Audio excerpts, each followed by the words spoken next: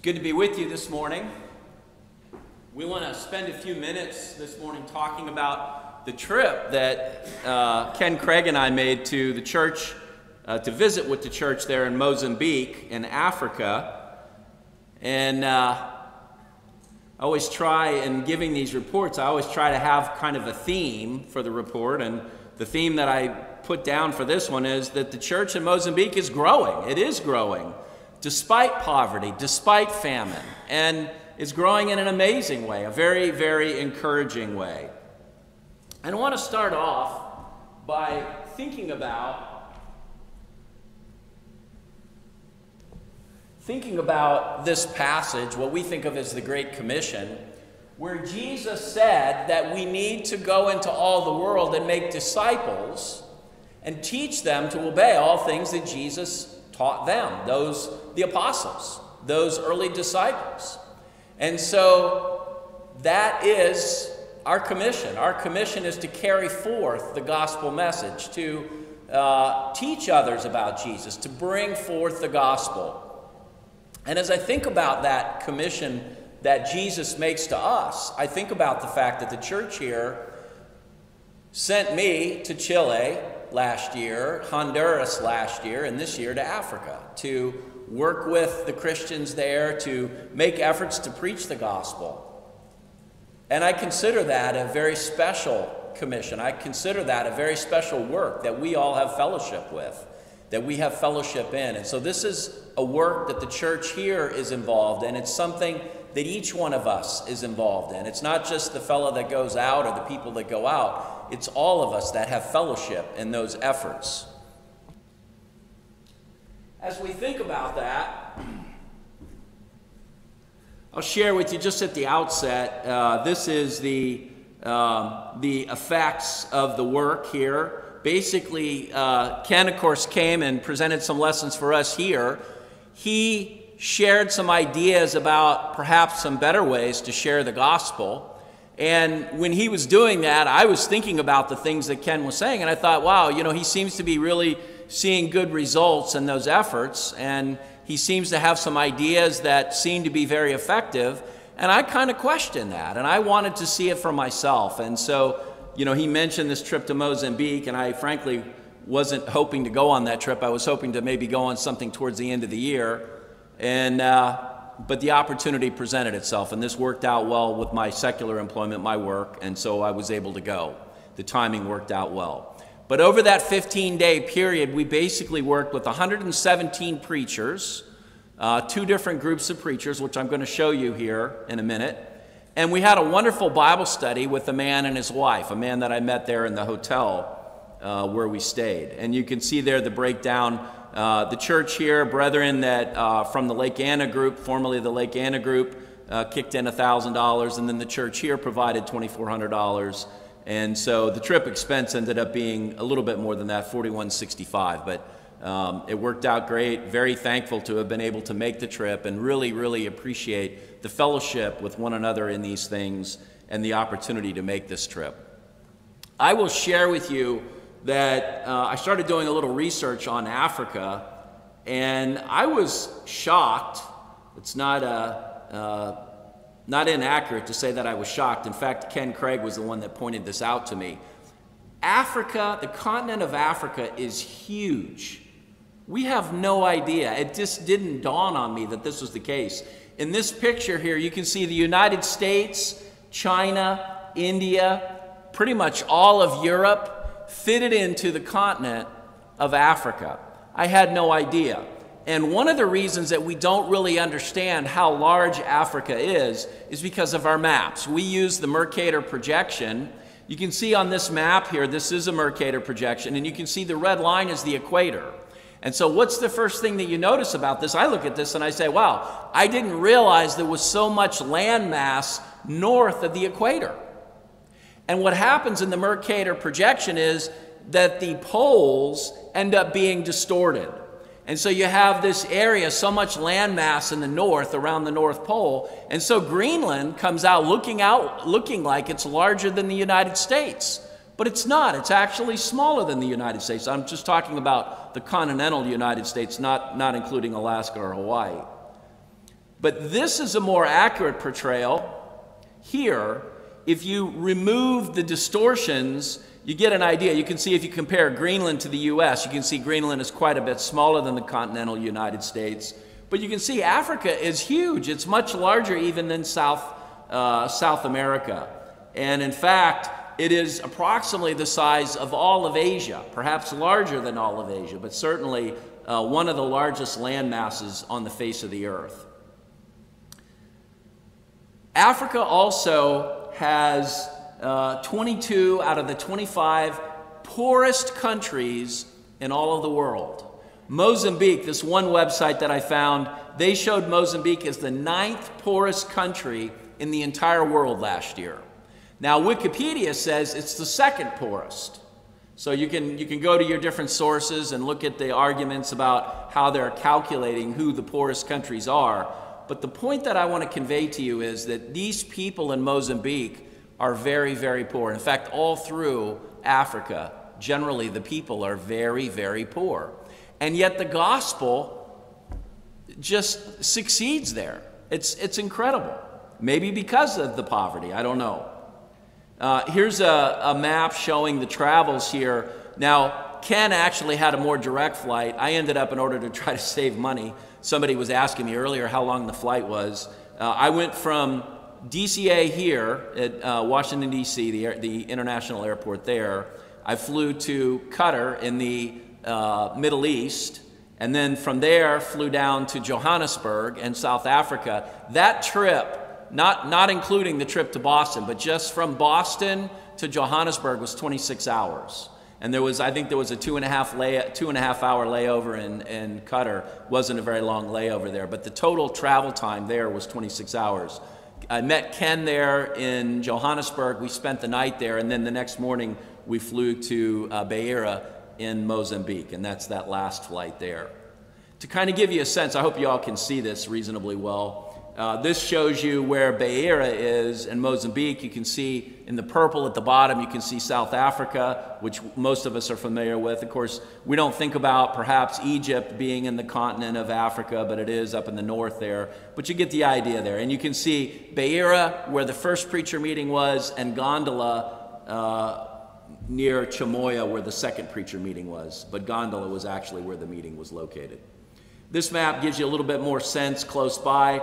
The preacher meeting in Beira was actually in a community called Majimani, and honestly, I don't even know where it is. I Googled it, and there's nothing anywhere about Majimani. But this is the approximate location. It wasn't too far from Beira. It was northwest of where we were staying in the hotel, but that'll give you a sense. It took us about 30 minutes or so to get there from the hotel. And then in Gondola, near Chimoio, is where the second preacher meeting was located, and that was 105 miles from Beira. So it was 170 kilometers. Everything, of course, there is in kilometers, but about 105 miles from Beira, and that will be significant at the end of the presentation here, why it's so far, or the fact that it's so far.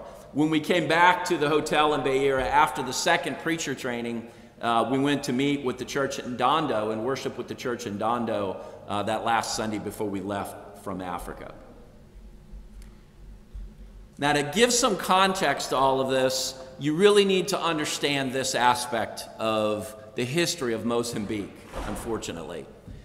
In 2019, actually 2018 and 2019, there were 3 major storms. They don't call them hurricanes. In the southern hemisphere, they go the other direction, and they're called cyclones. They had 3 cyclones over a 2-year period, and I think it was the third one, Idai, was devastating. This is a news report that I took down. This guy said the storm destroyed 90% of the city of Beira, city of about 500,000 people. Aerial footage showed people huddled on dry areas, waiting to be rescued. Mr. Nyusi said that overflowing rivers had submerged villages and isolated communities. He reported seeing floating bodies. It was devastating. And again, this is something that's very important to understand in relation to what's going on in the country of Mozambique. By the way, I've got a lot of slides here. I've got over 100 of them, about 100. So some of these, I'm going to pick up the pace here in a minute. I'm going to move through these quickly. if anybody has questions or anything after the worship service this morning, get with me. I'm happy to discuss these things in a little bit more detail. This is the information on Adai. You can see Beera's the town that we stayed in. It's actually a port city. I'll show you some pictures in a minute. This is the path of the storm, Adai. Okay, and what you can see is Beera was only like 2 miles from the path, the eye of the storm, the cyclone that went through there. Now, the winds were not as strong as what we typically see in our hurricanes. They're only about 40 miles an hour, apparently. But the flooding was unbelievable. And nothing in Africa works right, okay? And so it just doesn't, the city of Beera doesn't drain. And so the water stayed there for days and weeks, and the devastation was just very, very substantial. Now, in addition, there are various other factors that cause poverty and famine. Right now, I guess there's been some droughts. There's actually kind of a low-scale war going on in the north of Mozambique, the Cabo Delgado province. And so there's a famine going on in Mozambique right now. So those northern provinces and at least one southern province is experiencing this. I thought this was interesting. There's 2 churches, the Fultondale congregation in Alabama apparently provided $5,500 in relief monies for the Christians there that are suffering, and the Helena Church, as I recall, provided $6,000 in relief money. So there's, what is that, about $11,500 towards the relief there. But the brethren there, some of the preachers sat down and tried to figure out who was affected by the ongoing famine right now, and they estimated about $68,000 is needed in order to provide food for a family of 4 for about a month for those families that are affected. So I just want to make sure that we understand, kind of get a sense of the poverty there. It's really, really difficult there, and you'll see that in some of these pictures. This is a picture of the airport in Mozambique.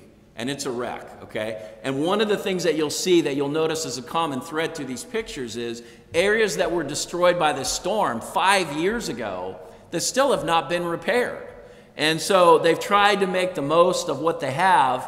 I was talking to one of the men there in Mozambique, and he was telling me, I said, you know, it's just a shame the country's so poor, they don't have the money to fix stuff after the storm. And he said, no. He said they had the money, but government corruption just siphoned it off. And so it's very, very sad.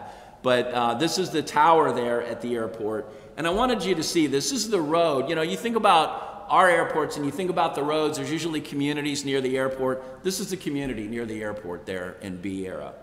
So it's very, very poor areas. This is the hotel, the Beera Terrace Hotel that we stayed in. It's a nice hotel there. But notice the road in front of the hotel. It's dirt. And I particularly used this picture because you can see the rubble near the water at the lower right of this picture. But this is where Ken and I stayed. We spent 6 nights here in this hotel in Mozambique. We spent 3 nights in a very nice hotel in Chimoia. And then we spent 1 night in Johannesburg, and 5 nights. I spent five nights in transit, basically. So the travel obviously was quite lengthy. This is another shot of the hotel here, the Beera Terrace Hotel. And then here you can see, just looking down to the left from the hotel, you can see the waterfront. I didn't put any pictures in here for want of time, but down at the end of this waterfront, there's a little bit of a bay, and then on the other side, there's a fish market, and a bunch of the fishing boats come in. It's kind of interesting.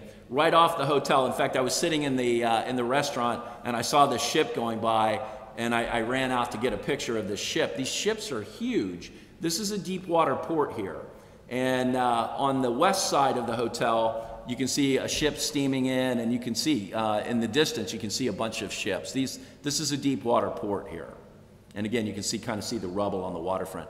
By the way, almost every night, every Friday and Saturday night, there was a big party down here on the waterfront. The first night that I was there, I think it was a Friday, I heard them starting up out there. And actually some of the music was pretty good, but it went on until 2:30 in the morning. So that's just one of the things about the culture there.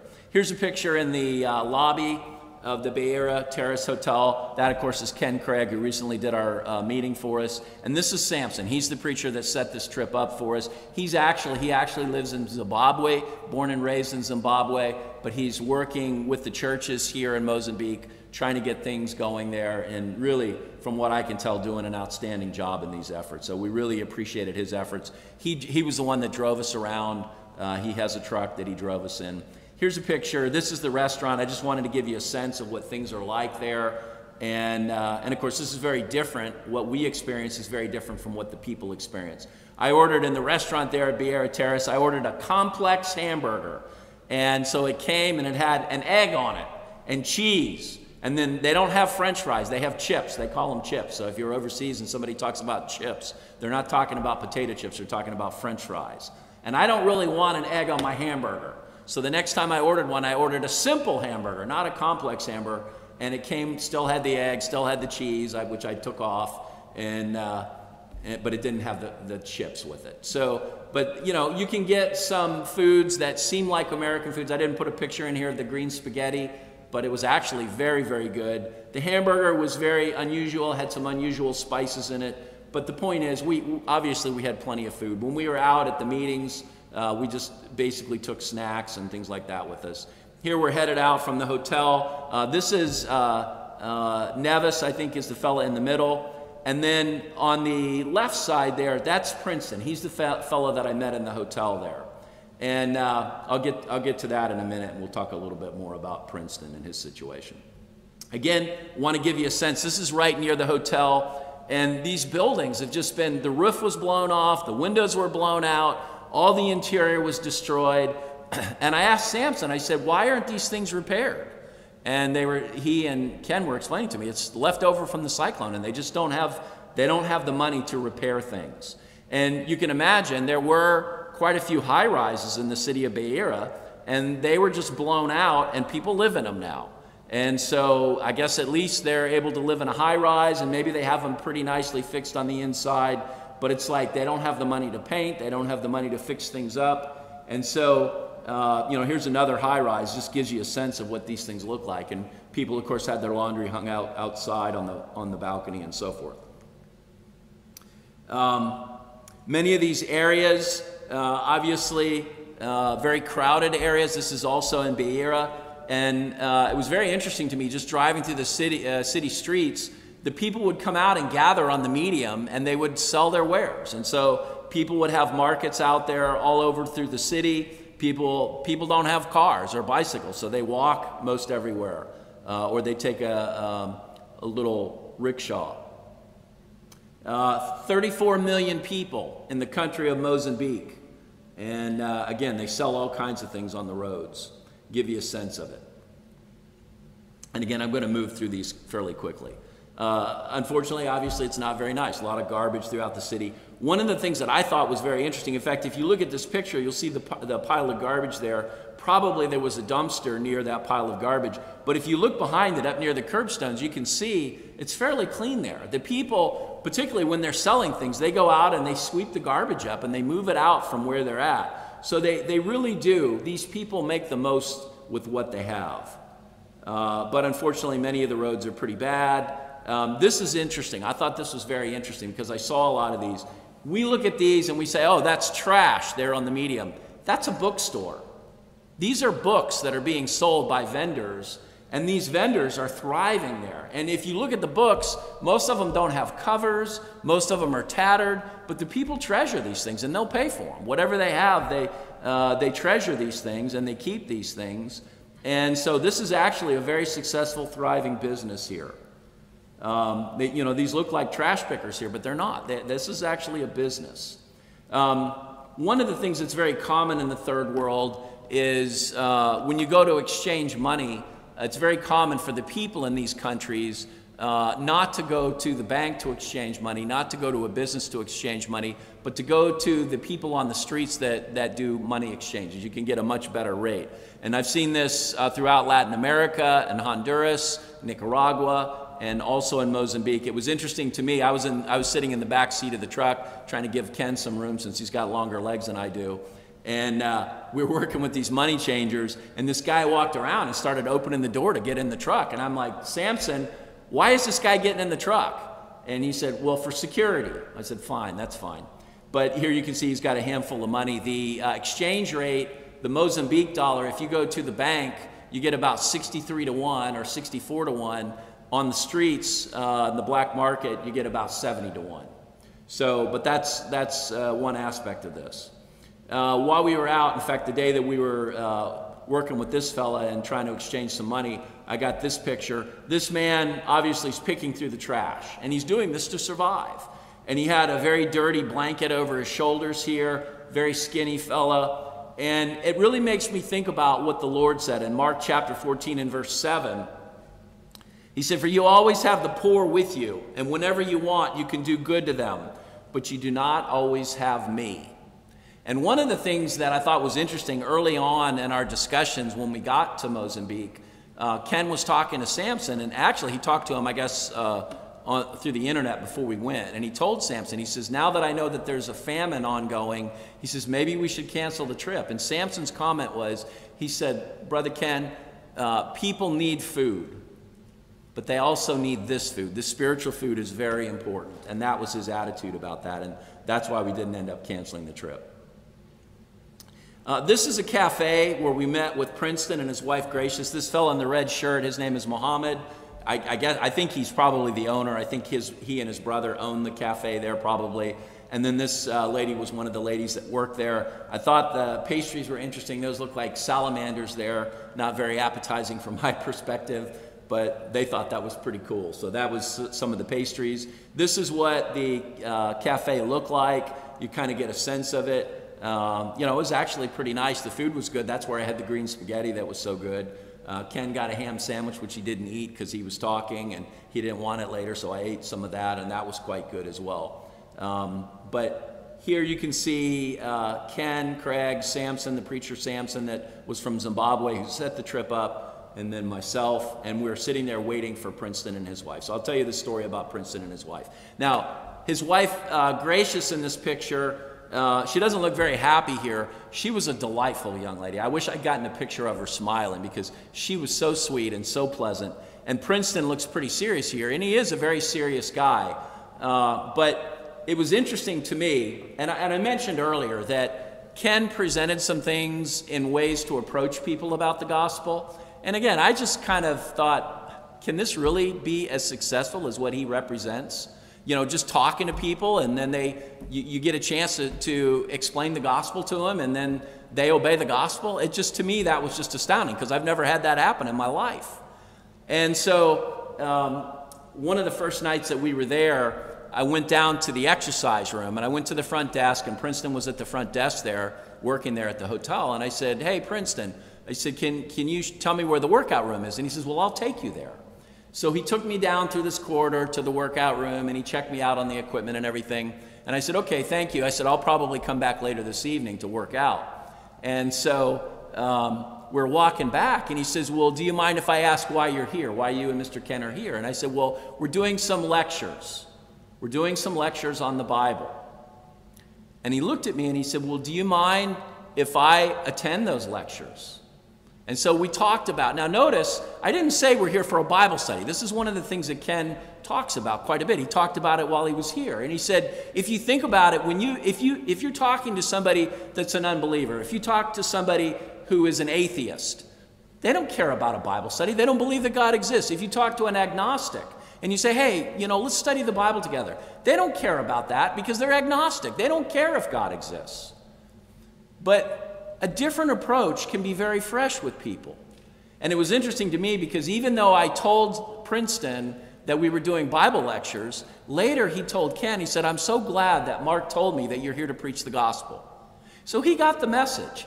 But oftentimes I'm afraid over the years, I'll just speak for myself, I feel like that when I've asked people if they want to study the Bible, it ends up just being an argument.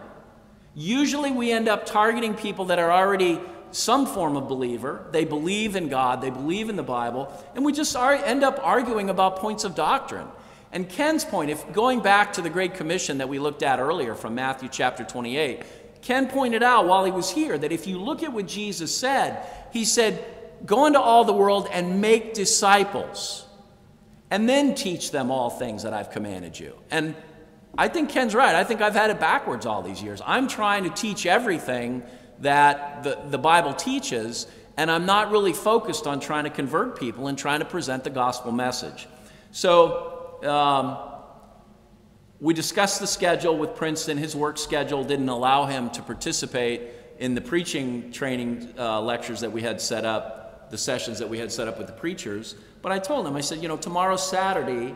If you've got some time Saturday, we could sit down with you. We'll just go to a cafe or something, and we can present to you some of the main lessons, and we can go over that with you. And so he said, yeah. And then he messaged me, and he said, do you mind if my wife comes along? No, not at all. So we sat down in this cafe. Here's an action shot of Ken, and he actually had these little flip charts made up, which worked pretty good. He's trying to get away from the flip charts. Now, Samson happened to have some of these, and you can see that ham sandwich there at the bottom too, on the bottom right. It's actually a wrap. But Ken he wants to focus more on using phones, because everybody has smartphones now, even in the poorest countries. It's amazing.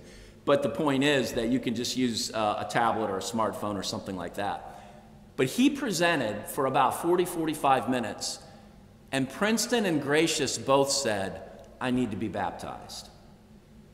And it didn't surprise me with Princeton, because I could tell he was interested, but Gracious said, I need to be baptized.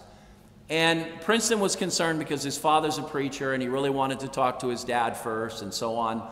And so I don't know whether he'll obey the gospel or not. It's possible that he already has, but he heard the message. We are doing the Great Commission. We preach the gospel to this young couple, and they heard it. And now it's on them. It's on them. And by the way, I sent late last night, I sent Princeton some studies. It's very difficult. They don't have a car, so it's very difficult for them to meet with the church and so on. You can see Samson in the background there. I'm going to try to pick up the pace a little bit. So on Sunday morning, we went to Majumani. This is the church building there. Notice the roof on it. Notice how they have corrugated steel on the roof, and they're holding it down with cinder blocks. You can see Samson's truck there on the left. That's Samson getting out of the truck. This is one of the sisters there. I think that's the preacher's daughter, Elizabeth. One of the other preachers had a car. You can see that there. This is the LCD projector that Ken travels with. It's very small, very light. It only weighs about 1.5 pounds. He just got this new tripod. You can see it sitting on the tripod. That worked well. And it worked really well. The setup worked great, except when the power went out. And so for 3 hours on the first day at Majumani, during the preacher training, we lost power. And the second day of the preacher training, we lost power for 2 hours. So, but of course, that was when we started the training on Monday. On Sunday, we met with the church there, and I had the opportunity to present a lesson, and so did Ken. Here's a picture of the preacher there, Noah, and I didn't really capture it. I wasn't really able to capture it, but he's actually working with bare wires, and he's bringing 110 or 220, whatever it is, he's bringing it into this little light box, and then we had converters on the light box to convert the power into what we needed to run the LCD projector and to charge our computers and phones and all of that. And you can see a crutch behind Noe there. Here in this picture, you can see Ken preaching Sunday morning service at Majumani, and you can see Brother Noah on his crutches. Now, Brother Noah was in a motorcycle accident back in November of last year, and he broke both of his legs. And they didn't heal right. In fact, what happened was I asked him if they were able to set the bones, and he said, yeah, the hospital set the bones, but then when he went to see the physical therapist, the therapist ruined them, basically. And so now they're healing crookedly, and he didn't have the ability to get it fixed. And so, but he's able now, he's able to drive, he's able to hobble around on crutches, and he's preaching there for the church there. This is a picture. This is actually after the worship service, but you can kind of get a sense. There were some women sitting on a mat, sitting back against the back wall, and there were others on the left of that picture. Here's a picture of Brother Noah with his x-rays. He carries those around in his backpack. I guess if he can consult with somebody or whatever, but he was showing those to us and showing us his leg bones, and they're very crooked, and yet they're healing up, and so they're healing up crooked, but he's able to get around that way. So keep these brethren in your prayers. This is the first preacher training on Monday. We had 42, I think I counted 42 that showed up for this, and they came from all over the country. mostly I guess in the southern areas because Gondola was to the north. But this is actually Princeton over on the right side. You can see him there in the green shirt. Now Princeton, after we studied with he and his wife on Saturday, he messaged me and he said he was going to talk to his boss and see if he could get off on Monday to come to the preacher training that we were doing, to these lectures, these presentations. And I think it made Princeton's job very difficult. He ended up leaving that job. He was supposed to start tomorrow. He's supposed to start with an insurance company, a new job. But it was difficult for him. And he told me, he said, they're not supposed to be talking to the guests on a personal basis and things like that. But he came out, and it was interesting. We had some difficulties translating during the Sunday morning service. And Princeton told me, he says, Mark, he says, I can translate. I read between the lines. He was saying, I can do a better job translating than one of these fellows that was translating. And so I told Ken, I said, look, we're kind of struggling with the translations here. Let's let Princeton give it a try. And he was great. So we had him translating as well. He could translate into Portuguese. Now, I've put these videos in here. I'm hoping that they'll play through the audio here. If not, we'll just move through these quickly. But I've never seen this before. I've had a single translator into a single language. Here, Ken is speaking English, and he has what he's saying translated into 3 different languages. So there's a total of four languages at play here. So the charts that Ken had done, he'd actually had them changed over to the language Sena, and Samson could read and speak Sena. Princeton translated to Portuguese. Noe translated into Shona. Apparently Shona was the most common language there, Shona and Sena, but mostly Shona. So I'm going to push this and we'll see if it'll play, and I don't know whether you'll be able to hear it or not. No audio. Okay. So too bad. And I can play it later if you'd like to hear it, but it's just amazing. It's just crazy. It's just Ken would speak, one fellow would speak, another fellow would speak, another fellow would speak, and then Ken would speak again. And so, but that's what we had. Now, eventually we figured out we didn't really need to translate to Sena because everybody that spoke Sena also spoke Shona. So these are, of course, African languages. So we ended up with a maximum of 2 translators. And in some places, when we went to Gondola, we actually only had to translate into 1 language. But I've never seen this before. And now think about this. You think about the gift of tongues that we read about in the New Testament. If we'd have had the gift of tongues, this wouldn't have been a problem. But we don't have miraculous gifts today. And so we have to have translators. Okay, is this going to advance? There we go. Okay, so this is another one. You can see Princeton in the back behind the projector, and he was translating into Portuguese for us. Again, it's not playing. I don't hear anything, so we'll just keep moving. It was very interesting. This is a picture of one of the men's Bibles. You can see it's all torn. That's actually a notebook. It says London on top of it. These men brought these notebooks, and they copiously made notes. They were very, very attentive. And so we had 8 hours of presentations each day, and they sat there on the edge of their seats. They made notes. They asked questions. They spoke up for the most part. They're a little reluctant to speak up, most of them, but a few of them would speak up. But at Majumani, we asked for a show of hands. I counted 12 preachers. Think about this. 12 preachers that did not have a Bible. Really? And then at Gondola, I counted 11 preachers that did not have a Bible. So we had 42 preachers total at Majumani and 75 preachers at Gondola. And so out of those 2 groups, 23 of them did not even own a Bible. And this was one of the Bibles. This guy counted as having a Bible, but you can see how shredded up it is. It was interesting. I'll show you a picture of the ladies here in a minute. They fixed food for the preachers that were traveling. And again, these guys came in from all over the country, and Ken worked out with Samson about what their travel costs would be. And so they rode the bus, train, whatever it was to get there. And the ladies fixed food for them, I guess 3 meals a day for them. And so you can see here they're eating. They did eat with their fingers. That's the way they eat. And then here you can see one of the sisters there. That's a bucket of chicken out in front, and they're cooking the chicken and preparing that. And so they fixed all the meals for these preachers. Here's a couple of sisters. They were working there, and they just worked tirelessly through this whole thing. And it was so interesting to me because nothing was ever said. The food just showed up. And so Ken said, we need to go get some pictures. We need to talk to these ladies. We need to make sure that, that they're reimbursed for the food that they've done, that they've been working on, and so on. And they, of course, also cared for the children while they were there. This little boy was sitting on the back there, back on a mat while they're cooking and stuff like that. Now, I have this in video, but I can run it so that you can see it. In fact, I'll let it run here. But I was very concerned about the preachers at Majumani, because here we've got 42 men in from out of town. And I'm thinking, okay, it gets dark at 5 o'clock. So 5 o'clock came, we were done. Ken opened it up for questions, and he kept going and going. And I'm thinking, man, these guys, they've got to go wherever they're going to go to sleep tonight. And I didn't realize they were sleeping in the church building every night. And I didn't realize that. So it wasn't a big deal. But when we went to go back to the hotel, you get a sense of what was happening. Nighttime is when it happens. It's like everybody works all day or goes to school all day. A lot of the kids are in uniforms going to school. And then at night, everybody's out on the streets, headed home.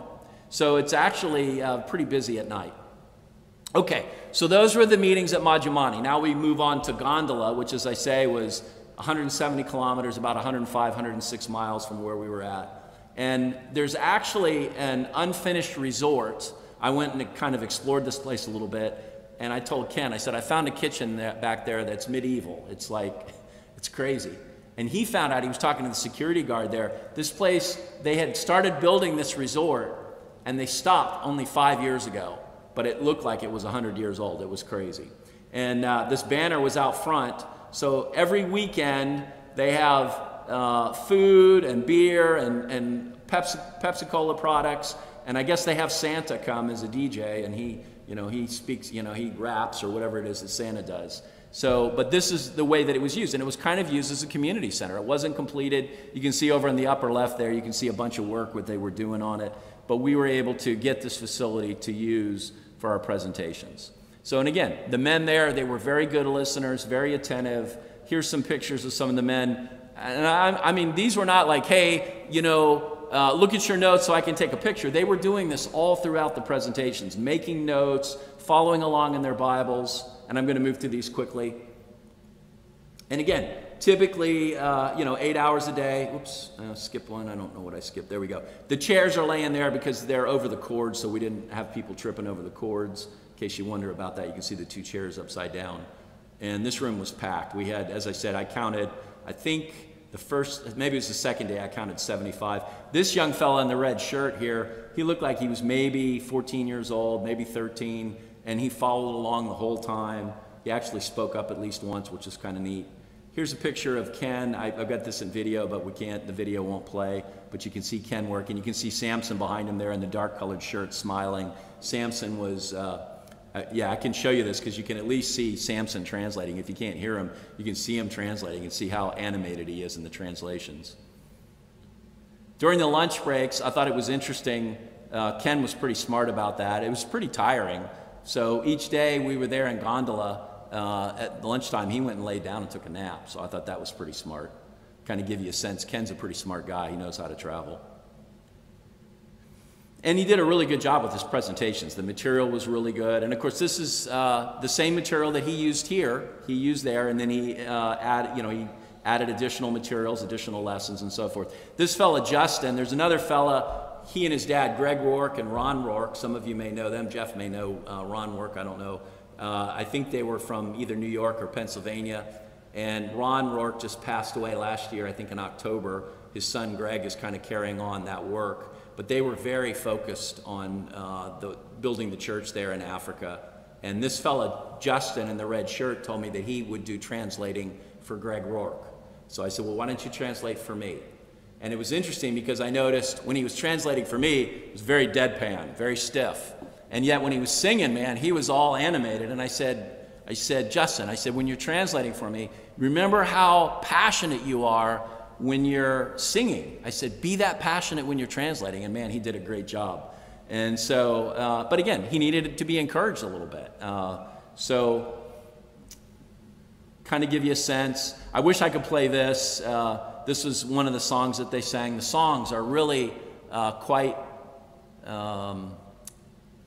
I don't know how to describe it. I don't want to use the word peculiar. You can say peculiar to their culture, perhaps that would be a way to describe it. But it was very encouraging, very uplifting. And when you listen to the songs, you have no idea what they're singing because they're singing either in Shona or Sena. I can understand Portuguese because I understand Spanish. I can understand most of the Portuguese, but I have no idea what the songs are, but I recognize them because they're based on tunes that we know. And I could tell the words were similar to what we're singing. And it's the same way in Central America. In Latin America, they use a lot of our songs. They just put it to their own music.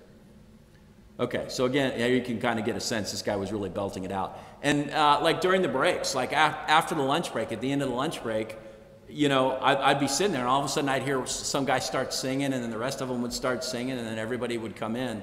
And so it was very common for them just to break out in song. And they're very joyous in their singing, very passionate in those things.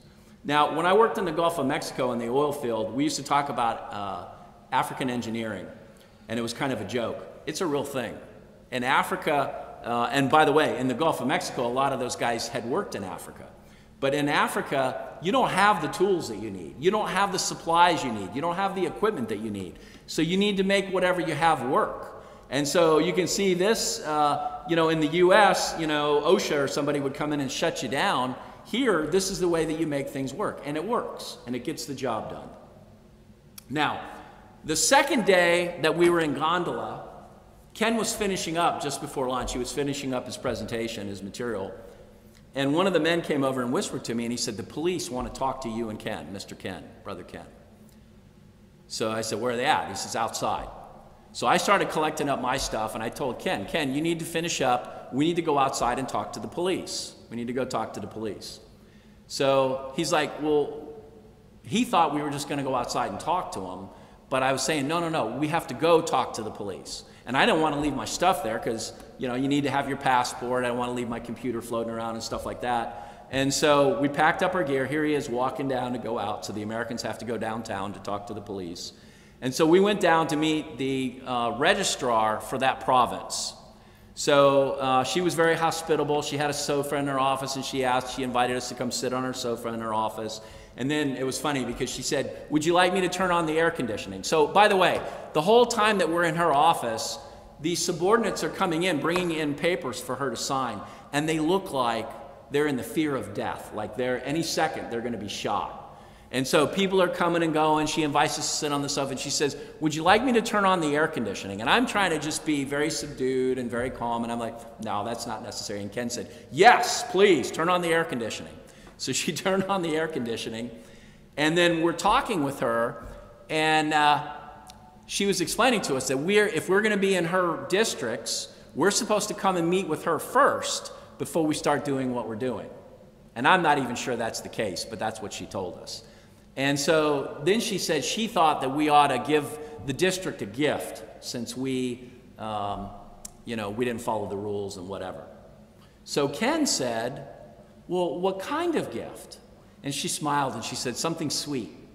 So Ken says, "Well, I think we've got some cookies here. Mark, don't you have some cookies?" So I got out a package of Oreos that was unopened, and he had a couple of Atkins bars. And so we gave her those gifts, and I'm thinking, oh, is this going to go over, and are we going to get away with this? And she smiled real big when Ken handed her those things, but it was clear that wasn't enough. And so I'm thinking, man, oh man, if she eats those Atkins bars, we're dead. She's going to shoot us because they taste terrible, you know. So no carb or whatever. So she tells us, she says, "Well, you know, my chair is very uncomfortable, and I found another chair for 7,000 Medicash. Medicash is the local money, and like I said, it's like a 70-to-1 exchange rate. And so that's like $100. She says, "I found another chair for 7,000 Medicash. It's $100. I think you should give me a gift." And so Ken, he launched into this speech. It was beautiful. I wish I'd recorded it, but he was talking about how we are so honored to be here in your district. And obviously, you know, you're a very powerful person in this district, and we're so honored that you would meet with us and spend time with us. And we're so glad that we can give you these gifts, and it's such a privilege to be able to buy you a new chair. And so after he finished this, and after he gave her she actually gave her $100 cash, he said, "Well, do you mind if we take a picture of your chair?" And she just beamed. She thought that was great. And by the way, the chair was brand new. It was a really nice chair, but she needed a new one. This one wasn't comfortable. So later she ended up, Samson had to go back and get some paperwork taken care of, and he said she hit him up for another 1,000 Medicash. So that'd be whatever, I guess $14 or whatever. But he gave it to her because, you know, you got to be careful in these places. And then Ken said, hey, can we take a picture with you in front of the president's portrait? So we took this picture in her office. So, and again, she just beamed. She thought that was great that we were honoring her in that way. And then here's a picture of Ken out in front of the office, like, what just happened here? So, but I mean, this is part of it. If you're traveling in the third world and you're going to try to do these things in the third world, that's what you're dealing with. So here's a picture of the men that we worked with at Gondola near Chamoya. It went very well. And if you think about it, the ability to work with these men, 117 preachers from all over southern and central Mozambique, that's an incredible opportunity. We spent 2.5 days with these men, and they were very attentive throughout. Here's some quick pictures just to show you what it looked like in the meeting room and so on. I'll just move through these. This PowerPoint presentation may look familiar to you. That's one of the ones that Ken used with us here. This was a picture that I took in the streets. You can see the two women with the baskets on their heads. This is very common. You see the women. I actually saw a couple of men doing this as well. Ken said he saw one woman. It looked like she had 4 or 5 gallons of water in a container on her head, and he said he could see it sloshing around. No hands, and she's just walking down the street, and that thing doesn't fall off her head. So, but this is the way that they carry burdens throughout the streets. This is the hotel in Chamoya where we stayed. Very nice hotel. It was funny. In order to use the internet, you know, they advertised that internet was available. I had to go out on the balcony to use the internet, but that's okay. And of course, you got to worry about mosquitoes because of malaria and other mosquito-borne diseases. Here's a quick picture of the room there. I thought I had some pictures of the other room, but that'll give you a sense. It was nice there. Here's a picture of the restaurant in Chamoya. Was actually nicer, better food. Here's some grilled chicken that we found that was good. One of the problems with the food there is you don't know what's good, and so you order something and it's like, I really can't eat this, or I don't want this. I wasn't eating any salad. Ken said, oh, don't eat the salad, don't eat the salad, it'll make you sick because it's been washed in their water. And he ate the salad and he didn't have a problem. So I guess a couple nights his stomach was a little upset. But now, going back to Beira to go, we were going to meet with the church in Dando and then we're going to leave Mozambique. The truck broke down. So we're traveling along and Ken told Samson, he said, dude, you were driving too fast. So when he could, he had it opened up, and I'm guessing he was probably doing 80 miles an hour or whatever. It's in kilometers, and his speedometer was broken anyway, so we didn't really know how fast we were going. Nothing works in Africa. So what happened was the water pump went out, and Ken mentioned to him, he said, Samson, I smell oil. And I'm thinking, you know, I would have just kept going to see if anything happens. He pulled over immediately. He got out, he's looking at the engine, and this is the middle of nowhere where the truck broke down. Now, I'm describing it this way. You can see there was like a couple of houses there on the left. On the right, that's actually a small power station. Apparently, the people in the houses were selling this furniture alongside the road. But I mean, we were in the middle of nothing. There was no town around or anything, but we happened to break down right here. And so the people came out and started helping us. And then God provided a minivan taxi came up. And these guys came out, and so they started talking to Samson, and Samson said, yeah, they said that they'll tow us to Beira for 3,000 Medicash, which is $450, and it seems like a lot of money, but what would you pay for a tow truck if you broke down here? And to have somebody tow you 100 miles, that would be an expensive tow. So they went in. I don't know if you can see this green rope. That's just polypropylene line, and I'm looking at Ken, and Ken says, that ain't gonna work. And I said, well, you know, if they double it over and then double it over again and they got 4 strands, it would probably work. Well, they doubled it over once, so they had 2 strands of this stuff, and it worked for about 5 miles. But it got us to the next town. So here you can see them hooking it up. And again, the guys that run the taxi service, they have a vested interest in this because they're gonna make money if they can get us to Beira, right? We'll pay them. So here you can see them hooking this all up. Now, when we got to the next town, the polypropylene broke. And so I told him, I said, Samson, go see if they can find a tow rope or a tow strap. So they started hunting around and they came back with this. And I couldn't see it, and I asked Ken, I said, what did they find? And he said, oh, it looks like rope that's left over from World War II. And so the guy held it up and he was working with it, and I said, that's steel cable. That might work, but I don't think that they can use that. I don't think they're going to be able to attach it. But they did. They got it attached, and it worked for a while. And then it broke. That steel cable broke at least, I'm going to say at least 8 times, maybe as many as 10 times. And so the first time it broke, you know, we went along for like 20 miles, and I'm thinking, man, this is great, yada, yada, yada. And then it broke, And then the guy, I can see him out there, and he's like trying to tie it. And I'm like, you can't tie steel cable. He tied it. I don't know how he did it, but somehow he tied a knot. And that worked for 5-6 miles. And then it broke again, and it broke again, and it broke again. But it got us into town. But along the way, a truck got wrecked on the 2-lane road. And there's like, it's kind of like swampy on both sides here. And so you couldn't go around. So we had to wait. Fortunately, they got a crane out there pretty quick, and they got the truck off the road. I don't know how they got it out there so quick. But I woke up, and I'm like, where are we at? Because we're obviously stopped. And they were telling me, oh, well, there's a truck that flipped on the road up there. So here's a picture of Ken. I don't know if you can see the sweat on his back, but, you know, he's standing out there looking, and I was trying to relax, trying to get a little bit of rest because I figured I needed to keep up on my sleep. Here you can see the steel cable that was towing us. So once we got going, you know, they're towing us again. Now, the other thing that happened, remember I told you the steel cable kept breaking. Every time it broke and they tied a knot in it, it got shorter and shorter and shorter till we were being towed like 8 feet behind this van. And so Samson's trying to drive, and he's got to keep from hitting the van every time they slow down. And here you can see we had to stop and pick up fares because remember it's a taxi that's towing us in this minibus. And this is actually charcoal that they're loading up on top of the minivan. So when we started driving again, all this charcoal, we're getting like a charcoal rain from this. So this is quite an adventure. Here you can see it's starting to get dark. You can see it's actually very close now. This is like 8 feet. We're like 8 feet away from the minibus taxi. And then it broke again, and we happened to be close enough to Beira that Brother Noah showed up. You can see him there on the left with his crutch. And so he was able to take us from there. And so now I guess Samson was able to determine he blew a head gasket on it. He's got to get that fixed. So we'll quickly move through this and we'll finish up. So this is the Dondo Church building. They rented this building, or they do rent this building. This is Joaquin that's standing out there. When we were leaving, I noticed this wisp broom out there. Somebody had gone through and they had actually swept that entire lot there to clean up any garbage, to make it look nicer. And it, you know, I mean, it doesn't look nice to begin with, but they're making an effort. They try to use what they have. This is the church in Dondo. You can see Samson sitting in the front next to this young man there. Samson's wearing the blue short sleeve shirt. And look again, look at the fellow in the red shirt. What's he doing? He's making notes. So these are the lessons. Here I presented a lesson on the 7 statements that Jesus made from the cross. And you can see this is Joaquin that's translating for me in the back there. There's Ken preaching. Now this little boy was kind of getting into a lot of trouble, and he came over to check out Mr. Ken, and he's like, who are you? And so, because he was kind of causing some problems and stuff, Ken gave him a lollipop, and he quieted down then, and it wasn't a problem after that. There you can see him with his lollipop. Samson smiling. Okay, and then I guess this would have been probably Sunday afternoon. Princeton was not able to go with us to the worship. I think he had to work that morning, but he asked me if I would go to a park with him to talk, to visit. And so we actually walked to the park, and then we took this chopella, is what they call it there, back to the hotel. So I rode in this with Princeton. It's kind of like a little powered rickshaw.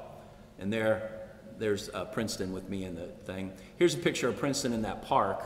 And the park was actually pretty nice. They had a nice boardwalk and everything. And they had these statues of these animals. So that's the closest that I got to wildlife in Africa. And then this is the plane leaving there from Mozambique.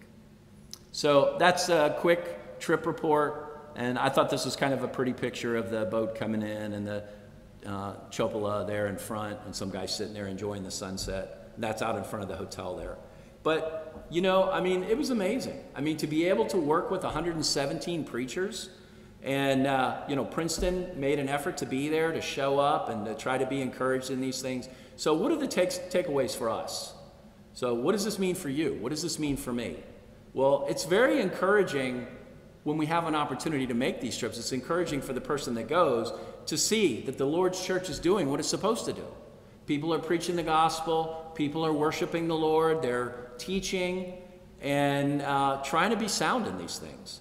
And so many brethren in Mozambique, one of the poorest countries in the world, are striving to serve God faithfully, despite poverty, despite hunger.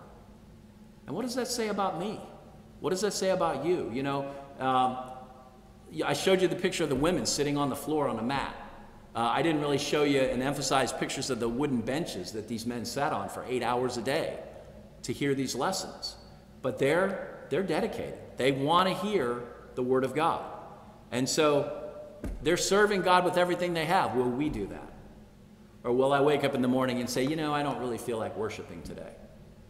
Or whatever. So there's good questions that are introduced to us from this. So I hope that this has been helpful. I'm sorry it ran so long, but again, we all have fellowship in these things. You all made this possible. This is the third trip that I've been able to make, supported by the church here. So Chile, Honduras, and now Mozambique. So thank you for your efforts in that. Thank you for your support in these things. Thank you for supporting these brethren. And at this point, I think, Bill, you've got a song, I guess, right? And then we'll have the closing prayer. Again, apologies for going so long. I'll hang around for a few minutes if anybody has questions. Hope it was helpful.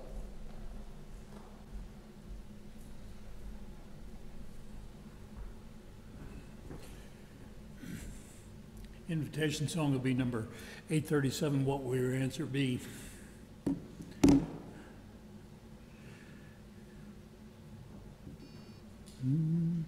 Someday you'll stand at the bar on high. Someday your record you'll see. Someday you'll answer the question of life. What will your answer be? What will it be? What will it be? Where will you spend your eternity? What will it be? Oh, what will it be? What will your answer be?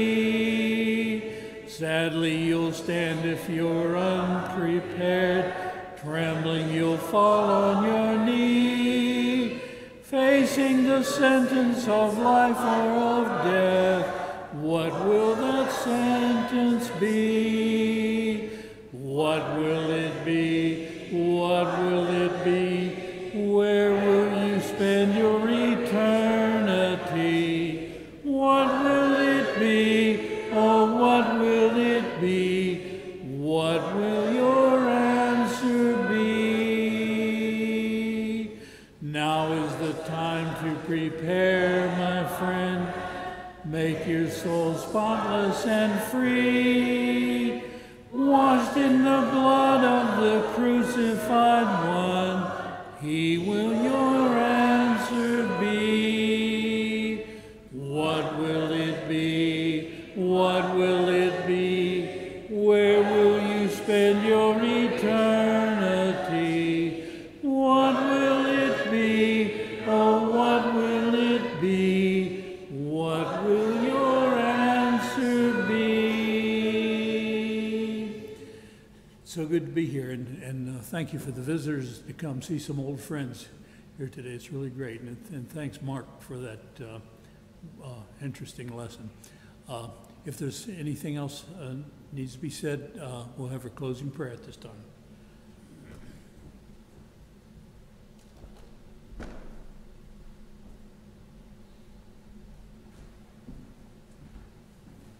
Let us pray. Father in heaven, we are so thankful for this day. Father, we thank you for this new week and the opportunity to come together and assemble. We hope and pray that the things we have said and done are in accordance with your word, Father. We thank you for the blessings of this life, Father. We thank you for the places that we live, and we thank you for Mark's safe travel to Africa and back, and hope that much was accomplished there, Father. As we enter this new week, we ask you continue to be with us and guide, guard, and direct us. Keep us in your way, Father. We ask for prayers for those who are mentioned sick and those who are administering to them. We ask that you always be with us in all that we say and do. Forgive us for our sins. In Christ's name, amen.